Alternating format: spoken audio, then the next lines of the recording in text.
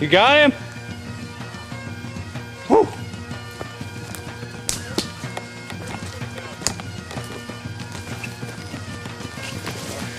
You remember we were at the top of that bridge? Yeah.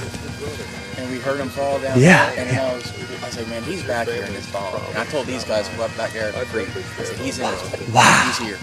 So I was walking along here and see this big pushover. Yeah. You can see where he struggled. Yeah. And I was like, so Dan and myself and my brother-in-law Devin, we were on top of the oil tanks last night, watching these two deer come in. Kind of saw their antlers right above the brush line. I saw them moving. And Dan had mentioned to us that we can shoot both of them at the same time, so we wanted to do a simultaneous shot on both of these big bucks coming in. And so we slowly started getting our rifles up, getting them on the shooting sticks. And that first bug came out and was just kind of hesitant, was looking around and kind of looked our way, so we had to freeze. And then that second buck was coming in behind him and pushed the first one out a little bit further. And so we did our countdown, my brother-in-law Devin and I. We were sitting on our chairs and we got our shooting sticks, but we had to, be real careful and real slow. And every time they picked their head up to look, we had to kind of freeze and stop. And when they put their head down or look the other way, we'd get up. So we finally got back in position. And then I did a countdown, like 3, 2, and then then Devin said, stop, there's a bush in the way. So he had to kind of reposition his rifle. And so I started the countdown again, 3, 2, 1, and then on 2, this guy right here kind of decided to quarter himself a little bit, and so made the angle a little bit more difficult. But I said I'm going to shoot him anyway. So on the 1 and on 0, we both shot at exactly the same time, and both them bucks ran off, and we found Devin's in about an hour. But this guy right here, he kept running, and we finally picked up a blood trail, and it started getting too dark and we couldn't see, and this rain this morning, so we knew it was going to be a difficult search for him. But this morning we ended up finding him after about an hour. Yeah, there was about 5 of us searching. We had myself, Dan, Devin, and a couple other guys, and we were just searching around. And last night I'm pretty sure we heard him down here in this bog kind of moving around a little bit. So after we checked the creek beds, we came down here and looked through this bog, and I saw this little area that had been pushed over, so I figured he'd be over here, and just found him just now, so we're very happy about that. Well, as Dan was kind of showing us around the property, and we just got to see all kinds of beautiful bucks, and all different sizes too, and a lot of velvet. And this velvet, that's one reason why I chose to do this velvet hunt, because this velvet is just beautiful, and it's something that's rare. You don't get to see very often, at least in the south, especially when hunting season doesn't really start going until most of these bucks drop their velvet or rub it off.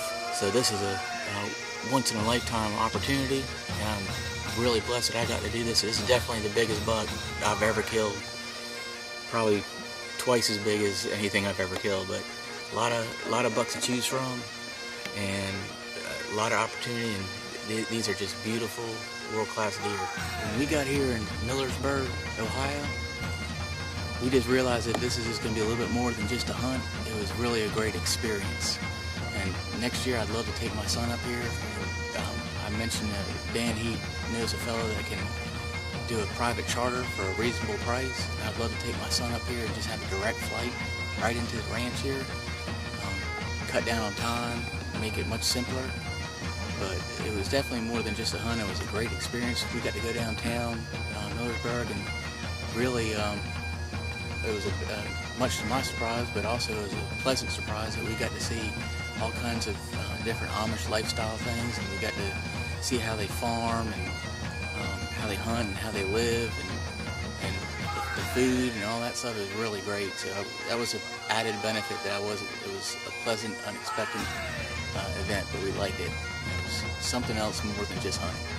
Well, my brother-in-law Devin and I came up from South Carolina, and he wanted to shoot a 10-point, and I wanted to shoot a 190 to 200 class buck, and we both did really, really well. Devin, who was going to shoot a 10-point, ended up shooting a 27-point, and I came up to shoot a 190 to 200 class, and I ended up getting this this beautiful buck right here in full velvet, and Dan's estimated it's around 240. So we both had some pleasant surprises and added bonuses. And we're both really, really excited about it.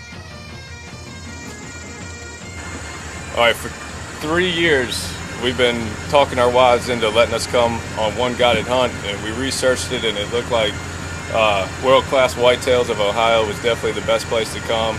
And even though we brought the bad weather, thanks to their innovation, Dan came up with a plan at the last minute, and we were able to pull off 2 world-class bucks, and the accommodations were fabulous, and we couldn't be happier with it.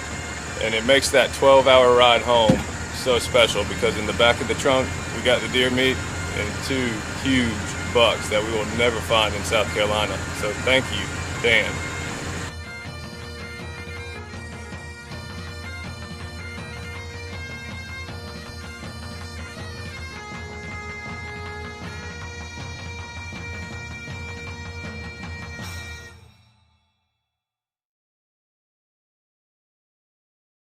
Well, we're from South Carolina, and where we come from, we don't feed the deer corn. We eat the corn ourselves. And Dan treated us just the same. He was accommodating. There were big deer, and even though we wanted to eat the corn, he made us eat pancakes and shoot the deer that was eating the corn. So thanks, Dan. World-class whitetails of Ohio.